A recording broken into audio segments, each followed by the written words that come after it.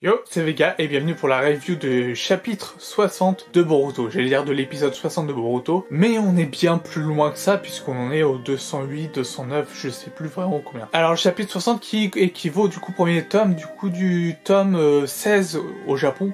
Pour le moment, il me semble, et du coup voilà, on est à la moitié de l'œuvre, et dans la moitié de l'œuvre, Naruto est toujours en vie. C'est le constat qu'on peut se dire et qu'on peut faire, c'est que Naruto est toujours vivant à la moitié de l'œuvre. Alors ça fait plusieurs mois que je n'ai pas parlé des chapitres de Boruto, pour plusieurs raisons. D'abord, ça me faisait un peu chier, j'avais la flemme. Clairement, je vous le dis clairement, j'avais la flemme d'en parler, et parce que je n'avais pas de choses vraiment intéressantes à dire. Vous voyez ce petit moment que, en fait, le manga nous a habitués à pas mal de dingueries, pas mal de trucs magnifiques, waouh, avec les poils qui s'hérissent, plein de twists, etc. Et alors qu'en ce moment, depuis 2-3 chapitres, eh ben il y a une baisse. Je trouve qu'il y a une baisse. Alors ce sont des chapitres normaux, il n'y a pas de grands événements, il n'y a pas de grandes choses qui se passent, mais en tout cas ma hype est moindre au niveau des scans qu'au niveau du coup des épisodes. Et c'est un peu gênant quand même, c'est un peu gênant parce que ça fait tiquer, ça fait hype. J'attends plus le 20 comme avant avec Naruto Sasuke contre Ichiki par exemple, mais j'attendais le 20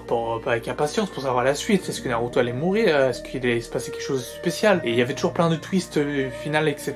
Et ce n'était pas tout, il y avait aussi des twists par rapport à après avec Boruto qui devenait Momoshiki, Otsutsuki qui se faisait posséder, enfin bref, tout ce qui en est en train de vivre en animé là actuellement, c'était un des dingueries en manga, c'était vraiment bien fait, c'était vraiment pour nous mettre waouh, pour nous faire dire waouh, c'est magique ce qu'on vit en ce moment. Pour le moment, on n'a plus ça du tout, et c'est dommage. Donc, le chapitre raconte une histoire de vie, une tranche de vie de Kawaki qui essaye tant bien que mal de vivre parmi les autres, parmi autrui, alors qu'il commence à se faire regarder, à se faire un peu rejeter, etc. Un peu comme était un peu Naruto, parce qu'il y a des rumeurs qui circulent, etc. Du coup, il voulait manger sur la tête du 7e Hokage, tranquillement, etc. Et puis, en fait, Naruto est arrivé pour lui dire « Non mais viens manger à la maison, Hinata l'a préparé un repas, etc. » Et en fait, c'était une fête pour accueillir, du coup, Kawaki dans la famille, et que Kawaki fait une partie intégrante, du coup, de la famille Uzumaki. Donc voilà, et Boruto lui lègue son bandeau frontal. Comme Sasuke lui avait légué à Boruto son bandeau, enfin légué, même pas prêté, enfin plutôt prêté, là c'est la même chose. Non, Boruto veut prêter en attendant à Kawaki son bandeau frontal, et ça lui va pas du tout. Non, clairement pas, ça lui va pas. Ah, il faut dire la vérité quand c'est la vérité, hein, ça lui va pas. Et en tout cas, on revoit le vase aussi qui avait été fissuré par Kawaki, dont il manquait un morceau et dont on est fié, et donc Himawari est toujours content d'avoir ce vase, et elle est contente de l'effort de Kawaki. Donc en gros, tout le monde est content. Et à la fin du chapitre, t'as Kawaki qui repense à ce qu'avait dit Amado d'utiliser le Kama comme une arme, et Kawaki dit qu'il a une autre idée pour défendre le 7e Hokage contre la menace que pèse l'organisation Kara, qui recrute un nouveau membre tous les nouveaux chapitres. Alors je sais même plus Kara, je sais même plus si c'est une organisation, c'est Codé. Codé rassemble de nouvelles personnes tout le temps. Là, on a un gamin qui est plutôt prétentieux, qui est chiant. J'avais juste pas envie de connaître son histoire, ni même celle de la meuf qui sait tout. Ces personnages ne m'intéressent absolument pas du tout. Je sais pas s'ils sont mal écrits ou si c'est juste moi qui ai du mal, mais ces personnages ne m'intéressent vraiment pas du tout. Et j'ai du mal à avoir de l'affect pour ces personnages. Par rapport à Kawaki, je me suis attaché, j'ai bien aimé le petit côté tranche de vie, sitcom, etc. Ça m'avait fait plaisir, même si ça commençait à faire un peu longué, parce qu'on se dit, il reste 15 tomes, faut quand même qu'il se passe des trucs, que le Schmidblick avance, parce que là, du coup, ça stagne depuis déjà quelques chapitres. Et dans un truc mensuel, où tu dois te taper 40 pages en 10 minutes, donc voilà, donc t'as hâte d'être le mois prochain pour faire la suite, t'as envie de connaître le maximum d'informations et le maximum de choses. T'as envie que ça bouge, t'as envie qu'il y ait des twists, t'as envie qu'il y ait des rebondissements, des choses qui apparaissent. Et là, non. Bref, en tout cas, Codé a un petit pouvoir, c'est du pouvoir d'utiliser des griffes. Voilà, il fait une griffe, et ces griffes permettent de se téléporter d'une griffe à une autre.